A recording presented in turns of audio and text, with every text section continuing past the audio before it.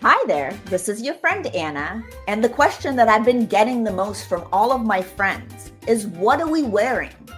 This age-old question isn't just about choosing an outfit, it's about choosing how we present ourselves to the world.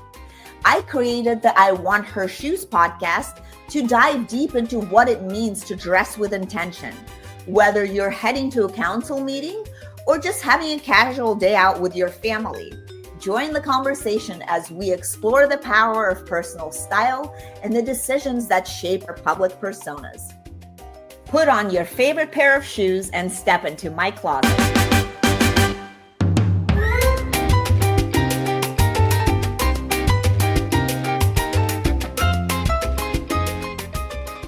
Welcome back to I Want Her Shoes podcast, where we explore ambition, confidence, reinvention, and the women designing lives with intention. I'm your host, Anna Anderson, and today's conversation starts with a question most of us probably don't think about enough. How much mental energy do we spend getting dressed? Not because you don't have clothes, but because you have too many decisions, right? Mm-hmm. What should I wear? Does this still fit? And then you don't want to try it because you don't want to know, right? Exactly.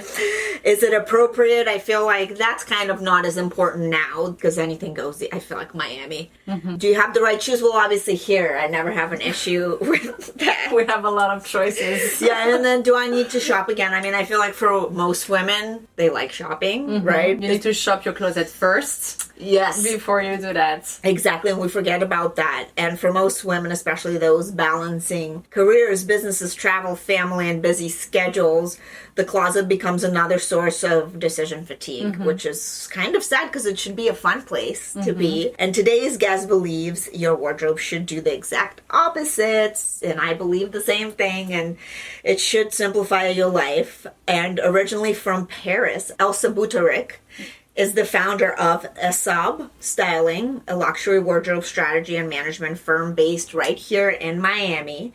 And she works with executives, entrepreneurs, high-net individuals, and private families to create wardrobe systems that make getting dressed effortless. Mm-hmm. Whether you're heading into a board meeting, traveling internationally, or managing multiple homes and mm-hmm. kids and everything. It isn't really about fashion. It's more about creating time, confidence, and more freedom to focus on what matters most. And today we're going to talk about style, personal branding, decision fatigue, luxury, confidence, and why getting dressed might be one of the most underrated productivity tools that we have. I would love to hear first, Elsa, about how did you end up in Miami? I know that you're from Paris, but what brought you here? So my story with America started in 2014 when I studied fashion in New York, Boston School for Design. So I did study fashion marketing over there. I started working as a stylist in editorial at first. And then at some point, even though I loved New York, it became very, I would say, too much for me. Like the energy was like too intense. And so I transitioned to Miami and just completely fell in love with the city and stayed there until 2019. And then I was back and forth between Europe, London, Paris, and Miami, and then completely moved back after COVID in 2023. For me, it's amazing. It's just, first of all, it's not far from Europe. When you think about it, it's not too crazy. Yeah, it's only like 7-8 hours. Yeah, it's okay. To have young children, it's amazing. Yes. It's outdoor all the time, multicultural, you meet so many amazing people, beautiful energy. I love Miami. I think it's a great, great, great city. Nice. Well, it's nice to have you back. Yeah. People often hear personal stylist and they immediately feel like they go to shopping, but what you really build are more like wardrobe mm-hmm. systems. So what does that really mean? Maybe you could tell us a little bit about what is a wardrobe system. So basically, when you just think about it, like one of the first things you do in the morning is to, get dressed to step out of your house, right? So the clients I work with, they're extremely busy people, high net worth individual, executive, entrepreneur. They already have achieved a lot of success. So for them, really the most important thing is the time. They build an ecosystem around them so they can delegate and just focus on what matters most for them, which is to be productive. And the wardrobe is also part of it because they travel a lot, they live between multiple residents, they also have a lot of events going on, and they need to know how to dress for that. And when you really walk into a closet not knowing, it's just some mental load, and you don't want that, right? It needs to be very clear for them. What I say is I build wardrobe that follow your lifestyle. So everything has a strategy, everything has a sense. So yes, I'm a personal stylist, but there is a lot of lifestyle component that goes into it because I take into consideration everything about them. I love that. Yeah. That's very detail oriented. Very detail-oriented. Exactly. And you mentioned that you work with executives, entrepreneurs, and people that are really, really busy. What are the biggest wardrobe mistakes busy people make? Well, because they don't have the time, when they go shopping, they buy the wrong thing. Most of the time is they're either going to buy something that's not gonna work with what they have already, or the fit is going to be wrong. It's not going to be appropriate for their lifestyle or what they need. And so at the end, they end up with more junk in their wardrobe and nothing works together. So that's my nightmare. Yes, exactly. And how much decision fatigue actually comes from a closet? Do you have any kind of data on that you could share? I don't have any particular data, but what I can tell you is always hearing from clients, I'm wasting at least 20 minutes in the morning wondering what do I need to wear. And that comes back, every time I speak with clients. Yeah, I saw it was something like 40 days a year or something crazy, or like 40 hours a year or something that we spend. Yeah, exactly. Like literally figuring out what to wear. Yeah, so, and it's kind of like also, if you don't know if what you're going to put on you is appropriate with how you need to show up, it's just kind of like take some confidence away from you. Doesn't mean that you're not a confident person, but, when you are operating at that level of success, you need to shop for that level of success. Exactly, yeah. You right? can't go to like Zara, whatever. Yeah. Well, you can mix that in. You can mix it. I think it's more about putting clothes that represent your brand, because right. I'm not about just buying high-end luxury brand. You can mix and match things together as long as it represents you properly. Yeah, no, 1000%. And you grew up in beautiful Paris, a city known for timeless fashion and style. How has your French upbringing influenced the way that you look and think about fashion? I have to say that my two grandmothers were very much of my influence. My mom also had an amazing wardrobe. My father used to dress very well, my grandfather. So I was very fortunate to grow up in a family where everybody was really dressing very well. So I was very much influenced by that. And I think it's part of the culture as well, where we know how to get dressed. I think it has, for now, I would say that I find Paris not the same as it used to be. I think people before used to be more daring and creative. But for my own experience, my own journey, definitely my family has influenced me a lot. Yeah, no, that's awesome. That's amazing to hear. Yeah. And you've worked with some incredibly successful people. What surprises you most about how they approach clothing? Sometimes I have to say they don't have much knowledge about it. Like, they don't really know how to put things together. They really have no clue. And it can be very surprising because they are operating at such a level of success that you would assume that they would know more. And sometimes it's just because they don't think it's as important. Right. To the point when they realize that it's actually important. Yeah. Yes. That's what it is. Yeah, no, that's a really great answer. And many people think that buying more clothes solves the problem, but does it? The way I look at it is this way. When I start to work with a client, I need to see the closet. The reason why is the closet is the foundation. First of all, I can understand what are your purchase behavior. Like, what do you usually lean toward when you buy something? I get to know more about you. And within that, I also understand which gap I need to fill from where you are right now and where you want to go. And obviously, during the wardrobe editing, I get rid of things. I obviously analyze everything based on your lifestyle, your body shape, like the whole ecosystem of my clients. And by doing so, I'm like, okay, this is what we need to fill in order to reach that goal. So I think buying clothes is not the problem. It's buying the right piece that you can multiply so many times. Like, what is the intention and the purpose of the piece? So speaking of those right pieces. What pieces, let's say 5 pieces, every woman should invest? And also another 5 where we should save money. First, invest in. A good blazer, a good pair of shoes, a good handbag, a good dress band, a good wide leg denim. That's what I would say. So invest in those. Yeah. So you just have one of. I mean, you can never have one. No, you can't have one. Yes, exactly. On the top, on the top of my mind, this is exactly. Yeah, and then where do we save money? This one, it can't be generic because it really depends on the person. Yeah. Well, I feel like maybe t-shirts. Like we're not gonna spend $300 on a t-shirt. Okay, yeah, no, for sure. Like basic, no, we don't need to go crazy expensive for basic. 100%. You know, we can find a good white tee at Zara. We don't need to spend $400 on a white t-shirt. That's for sure. You've helped clients across multiple homes and countries. How do you create a wardrobe that's really functional instead of overwhelming, especially if you're traveling between homes and countries? That seems like it could be very stressful. I'm also using a digital app for that, so I can centralize everything for my client there. So that's one thing. And I basically archive everything for my client there. So when everything is there. And is it like your app or is it some app that is available to stylists? It's not my app. It's a third party. It's called Hue and Stripe. They're very known, you know, in the fashion business for stylists. Nice. So this is what I use to be able to centralize everything there. And obviously it's, you know, organizing the wardrobe of my client between the 2 residents and really understand what lifestyle they have at one place, what lifestyle they have at the other place, and making sure that everything is seamlessly organized between the 2. No, that seems like it's a lot of work, but it is a lot of work. So satisfying once it all comes together. Exactly. You're like, wow, this is so cool. How has your own personal style evolved since moving from Paris to New York and then to Miami?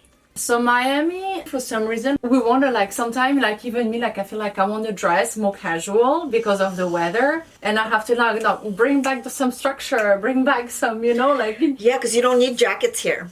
No, you know, so like something like this. It's I love that. That's so cute. This is from Veronica Bird. This is J. Crew, like one of the latest barrel. I love barrel pant. Paris, it's more elevated. It's just different, but you can still be very well dressed in Miami, 100%. But you just might feel, you know, I'm more relaxed, more laid back. Yeah, no, for sure. And I think, what about the difference between Paris and New York? Well, Paris and New York, it might be really the weather in the winter.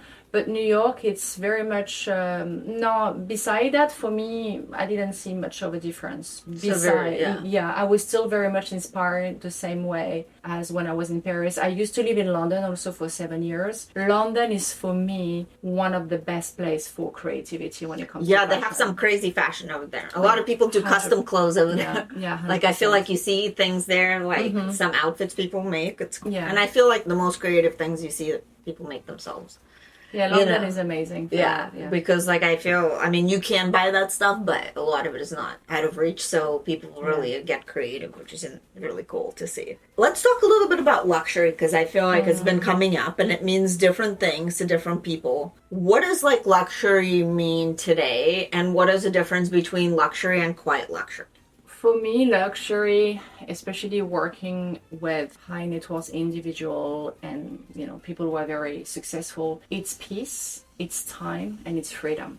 It's not a Birkin bag. It's true. It's not a Birkin bag. It's really about walking into a closet that is organized, that is functional, that doesn't give you mental clutter, but on the other hand, that gives you clarity and makes the process of getting dressed very much effortless. That is luxury. Silence, peaceful, slow, all that energy.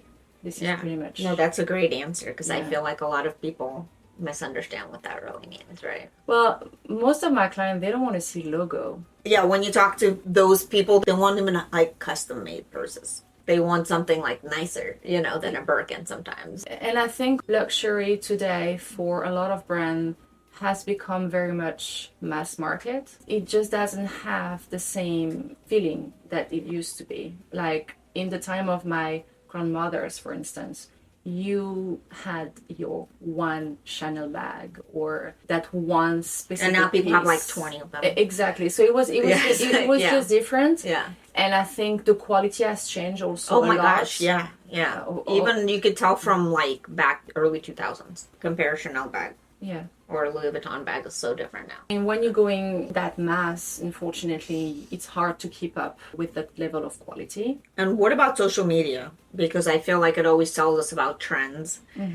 And I feel like now these brands, especially like Chanel and Dior, it's very different now. It's very trendy and it's so expensive. Like, I feel like I'll never buy anything from any of them now. You know what I mean? Because it's just not a good investment. Right? You know? Well, but I mean, what are your thoughts about where are we going to be 5 years from now? Because I feel like how much more expensive can it get? so for me, what I see a lot is people get tired to look like everybody else. That's one thing. People tend also now to go more to secondhand, also because Yes, like that's very in right now. Exactly. Like all these like vintage, like, you know, archival things. exactly. You know? So even if you were to buy a Chanel from the 80s and the 90s, the quality will be better. Yes. The design might also be one of the kind. You might also feel unique in that sense as well. It's definitely overwhelming right now. I definitely see a shift. I think that people are just buying differently. They need to understand much more the story. I think that buying logo... Well, that's why Coach is like so popular again. Yeah, like... Because if you want a logo, that's what people are buying because that's what they can afford to buy, right? Like. Yeah, I mean, I don't really deal with that brand so that much with my Yeah, I mean, I was looking at the most popular highest grossing bag brands, and that was the one, which is crazy because I don't, growing up, that was like what your mom had or your grandma had. Now they're marketing it completely different way. No, sure. For my client, what I see with my client is definitely uniqueness. They don't want to feel and be seen like the mass because now a lot of luxury brand has become so mass that they don't want to be associated with that anymore. That's just what it is. And vintage is definitely a thing. Secondhand is a thing. Repurposing some of your pieces is also a thing. Yeah, I do that a lot. I do that a lot with my stuff. I get it remade into something else. But, Yes. you know. So we need more story, more meaning, and I think this is definitely coming back. Yeah. More authenticity. 100%. Which I think is good, right? It's amazing. Yeah, It's I amazing. love that. How would you describe your personal style in 3 words? Oh, it's a mix of classic, modern, creative. That's what I would say. I love that. That's really cool. Mix of the three.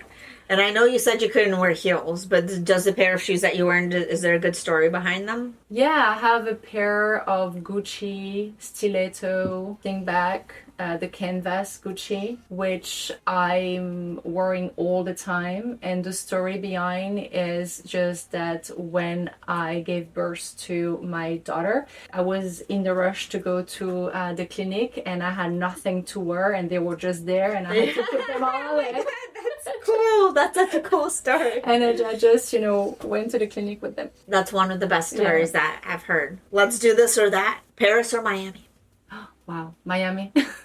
Good answer. Vintage or designer? I feel like we just answered vintage. Yes. Closet edit or shopping spree? Also, closet edit. Yeah. Black or white? Black. Yes. Heels or sneakers? That's a hard one. Heels. Yes. If you could, you would. Yeah, heels. Carry on or checked luggage? Carry on. Yep, I agree. I get stressed waiting for my lab. Like, Me always think too. it's not going to show up. Me too. Capsule wardrobe or statement pieces? Statement pieces. Gold or silver? Gold. Blazer or leather jacket? Blazer. Luxury handbag or luxury vacation? Luxury vacation. Yes. Morning routine or evening ritual? I like morning routine. Same. Classic or trendy? Classic. Shopping online or in store? In store. Wardrobe investment or beauty treatment? Aha, I love that. Yes. Both. Both. It's hard to say. Yeah, I know. Like both. Style or comfort? Comfort. Comfort. I feel like when you're younger, you do style. Yeah, no, then comfort later over do everything, the yeah. comfort, yeah. Well, Elsa, thank you for such a thoughtful conversation. I think one of the biggest takeaways today from you is that style isn't about impressing other people, and it's about creating a life that feels much easier and more comfortable. It's about removing friction from your day, reducing unnecessary decisions, and building confidence before you even leave your house. And fashion comes and goes, but personal style is something much deeper. It's knowing who you are. It's showing up consistently. And it's recognizing that sometimes the smallest systems, like just opening your closet every morning, can have the biggest impact on how we move throughout the world and throughout our day, right? Thank you so much for joining us, and we'll see you on the next episode of I Want Her Shoes podcast. This was so much fun. Mwah.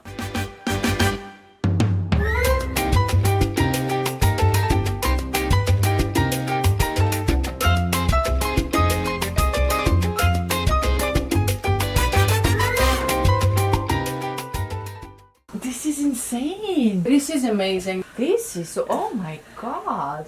Wow. Clothes. A lot of vintage. Yeah, I don't really buy a lot of stuff. Remix, reuse a lot of things. And those are all the ladies that have been on the podcast, so. But that's what I like to see in wardrobe, you know, like there is so much identity.